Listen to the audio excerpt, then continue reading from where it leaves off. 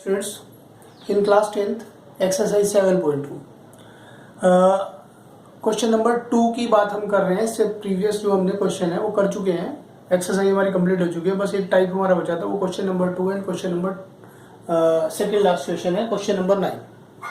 तो जैसे question number 2 है ऐसे ही क्वेश्चन नंबर 9 होना है। क्वेश्चन नंबर 2 आप यहाँ देख लीजिए कैसे है, तो read carefully. Find the coordinates of the point of transaction. Find the points of coordinate of trisection. Trisection means 3 equal parts, जैसे बाइसेक्ट कहते हैं 2 इक्वल पार्ट्स, उसी तरीके से ट्राइसेक्शन होता है 3 equal parts of the line segment joining 4,-1 and -2,-3। Joining कहते हैं, समझ जाना है कि ये लाइन के एंडिंग पॉइंट्स हैं। तो हमने लाइन सेगमेंट बनाया है ए बी, एंडिंग पॉइंट्स लिखे हैं। इस लाइन को कोई 2 पॉइंट्स ऐसे हैं जो ट्राइसेक्ट कर देते हैं। ट्राइसेक्ट तो इसके 3 इक्वल पार्ट कर लीजिए। ये देखिए फर्स्ट और ये सेकंड, इस पार्ट को हम बोल रहे हैं पी और ए कोमा बी, और इस पार्ट को बोल रहे हैं क्यू, और ये क्या हो जाएगा सी कोमा बी। ठीक, अब तक क्या हो रहा था कि एक लाइन सेगमेंट होता था और उसमें एक पॉइंट ऑफ डिवीजन होता था, उसका कोई रेशो होता था 2:3, 1:2, या फिर वो पी पॉइंट मिड पॉइंट होता था, यही तो होता था। लेकिन अब क्या हो रहा है, इस लाइन सेगमेंट पर 2 पॉइंट्स हैं और 3 इक्वल पार्ट्स हो रहे हैं। मतलब A P equal to P Q equal to B, ये given A P equal to P Q equal to B Q. भाई उसने ट्राइसेक्शन कहा तो पी क्यू तो नाम हमने दिया है। तो यहाँ पर देखिए, अगर ये तीनों इक्वल पार्ट हैं तो 1:1, इनका रेशो कितना होगा 1:1:1, 3 इक्वल पार्ट्स। क्लियर। अब देखिए, लगना तो सेक्शन फॉर्मूला ही है यहाँ पर। अब वो कैसे करना है, सबसे अब उसने हमसे P and Q both points पूछे हैं, दोनों पॉइंट पूछे हैं। तो अगर हम पी की बात करेंगे, लॉजिक सुनिए, अगर पी की बात करें तो क्यू को भूल जाइए कि यहाँ पर क्यू एग्जिस्ट करता है या नहीं करता है, बस पी देखिए। मतलब ये सोचिए कि ए बी लाइन सेगमेंट है जिसे पी पॉइंट ऑफ डिवीजन है, और अगर सिर्फ पी फाइंड आउट करना चाहते तो भाई पी की बात करें तो A P and B P वाला सेगमेंट होगा या नहीं होगा। पी पॉइंट ऑफ डिवीजन है तो A P and B P इसमें डिस्ट्रीब्यूट हो रही है लाइन, तो रेशो क्या होगा, ए पी का 1 और बी पी का कितना है 1 + 1 कितना 2, बी पी का कितना है 1 + 1 2, क्योंकि बी पी किससे मिलकर बना B Q plus P Q से। तो क्यू को तो मैंने मना किया कि एग्जिस्टेंस नहीं रखे इसका। पी के बारे में सोच रहे हैं तो क्यू नहीं सोचेंगे, और क्यू के बारे में सोच रहे हैं तो पी नहीं सोचेंगे। क्लियर। तो फॉर्मूला लगाइए, बाइसेक्शन फॉर्मूला। और पॉइंट क्या ले रहे हैं हम, टेकिंग पॉइंट P यानी A, B, और जो इसका रेशो होंगे M1 रेशो कितने होंगे M2, 1:2। अभी बताया मैंने, AP P पॉइंट डिवाइड कर रहा है AB को AP एंड BP में, तो AP का 1 हो गया और BP मिलके 1 + 1 कितना हो जाता है 2। सेक्शन फॉर्मूला अप्लाई कर रहे हैं यहाँ पर। तो P के जो कोऑर्डिनेट है वो लेफ्ट में आएंगे, A, B इक्वल्स टू, सबको पता है M1x2 + M2x1 upon M1 + M2। जिसे फॉर्मूला याद नहीं है वो फॉर्मूले को याद कर ले बेटा, और लिख कर प्रैक्टिस करें फॉर्मूलाज की। सॉरी, ये y2 है, M1 y2 M2 y1 और अपॉन M1 + M2, ये y coordinate. Clear. Values put कीजिए। तो मैंने कहा था कि आप इन पर x1 y1 लिख लिया करें, x2 y2, जिससे कि मिस्टेक होने के चांस बहुत कम हो जाए या बिल्कुल ही रिमूव हो जाए। M1 x2 वैल्यूज बहुत ध्यान से पुट करनी है, M1 और M2। ठीक है, M1 x2 तो M1 कितना है 1 और x2 कितना है -2, 1 × -2 प्लस M2 x1, M2 कितना है 2 और x1 कितना है 4, 2 × 4 अपॉन M1 + M2 यानी sum of ratios coma.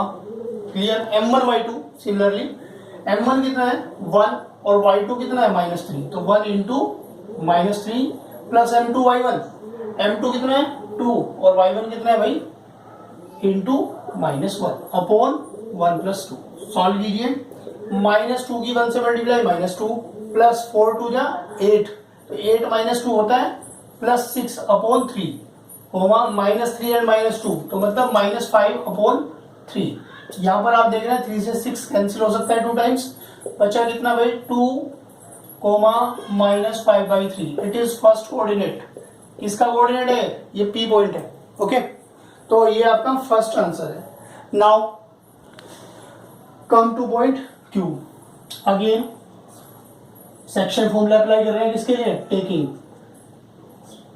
Point Q, और वो क्या है? C comma D. अगर क्यू के लिए बात करेंगे तो रेशो कितना बनेगा भाई? चेक करिए, अगर क्यू की एग्जिस्टेंस है तो पी को मैंने कहा था कि भूल जाइए, क्यू है ना, क्यू डिवाइड कर रहे हैं तो ए क्यू एंड बी क्यू। तो ए क्यू में कितने आ रहे हैं? 1 1 + 1, तो कितना हो रहा है? 2 रेशो 1। बी क्यू कितना ले रहा है? 1। तो m1 रेशो m2 2 रेशो 1 होगा। अगेन सेक्शन फॉर्मूला, तो पॉइंट क्या है भाई? C comma D. Section formula आप एक बार लिख चुके हैं, दोबारा लिखना चाहे तो लिख लें, अदरवाइज नीड नहीं है। और अगर लिखेंगे भी तो वो आपके लिए बेनिफिशियल होगा। क्यों? क्योंकि वैल्यूज पुट करनी है भाई। डायरेक्ट पुट करेंगे तो गलती होने के पूरे चांस बने जाते हैं। ठीक है, तो यहाँ पर मैं डायरेक्टली पुट कर दे रहा हूँ। m1 x2 है, तो m1 हमारा कितना है? अब की बार m1 m2 ये है भाई, ये नहीं है। ठीक है, m1 x2 है, तो m1 है हमारा 2 और x2 कितना है? -2 प्लस m2 x1। m2 हमारा है 1 और x1 कितना है भाई? 4। 1 × 4 upon 2 + 1 coma y coordinate m1 y2। m1 है 2 और y2 कितना है हमारा? -3 प्लस m2 y1। m2 है सामने देखिए वहां पर 1 और y1 कितना है? -1। 1 × -1 एंड 2 + 1 सॉलिड -2 और 2 की मल्टीप्लाई -4 + 4 कितना होता है भाई? 0 अपॉन 3। -3 2 जा 6 और -1 तो भाई हो गया -7 और ये 3। ये आपका सेकंड कोऑर्डिनेट। हेंस करके आंसर दीजिए भाई। 0/3 क्या होता है? 0 फ्रेश करके लिख दीजिए, -7/3 और ये सी कोमा डी साइमल्टेनियसली। और हेंस रिक्वायर्ड पॉइंट्स आर। तो पी पॉइंट कितना था? 2, -5/3 एंड क्यू पॉइंट कितना है? 0, -7/3। ओके, यही आपका आंसर होगा। आई थिंक समझ में आ गया होगा। ठीक है, नाउ क्वेश्चन नंबर 9 देखिए, उसका हिंट दूंगा, क्वेश्चन आप खुद करेंगे। यहां पर देखिए क्वेश्चन नंबर 9, वहां पर क्वेश्चन रीड करिए। Find the coordinates of the points which divide the line segment joining this into 4 equal parts। वहां पर 4 इक्वल पार्ट्स का है, तो 3 पॉइंट्स आएंगे नीचे में। तो इस लाइन सेगमेंट को 4 पार्ट्स में डिवाइड कर दीजिए। पी क्यू आर हमने यहाँ पर पॉइंट ऑफ डिविजन लिए हैं। A P, P Q, Q R and B R, ये सभी इक्वल है। तो अगर आप रेशो चेक करें इनके, तो भाई रेशो यही तो होंगे। ठीक, लेकिन यहाँ पर क्या है? मिड पॉइंट फॉर्मूला अप्लाई हो सकता है। आप सेक्शन फॉर्मूले से तो हर क्वेश्चन कर सकते हैं, लेकिन मिड पॉइंट फॉर्मूला अप्लाई हो सकता है। क्यों? हमें पता है, देखना क्यू पॉइंट को देखिए जरा। तो यहाँ पर ए क्यू, आप क्यू पॉइंट को सोचिए, तो ए क्यू एंड बी क्यू है। ए क्यू के पास कितना है? 1 + 1 2 और बी क्यू के पास कितना है? 1 + 1 2 means 2:2 means to say these are equal है, तो मतलब क्यू मिड पॉइंट है। Here Q is the mid point, तो क्यू मिड पॉइंट बता दीजिए और इस पर मिड पॉइंट फॉर्मूला अप्लाई कर दीजिए। जैसे ही आप मिड पॉइंट फॉर्मूला अप्लाई करेंगे तो x1 y1 x2 y2 होगा, क्यू पॉइंट आपका आ जाएगा। क्लियर? क्या होता है mid point formula? x1 + x2/2 y1 + y2/2 होता है। ठीक है, कहां से आया भाई? सेक्शन फॉर्मूले से आया, क्योंकि रेशोज इक्वल हो गए।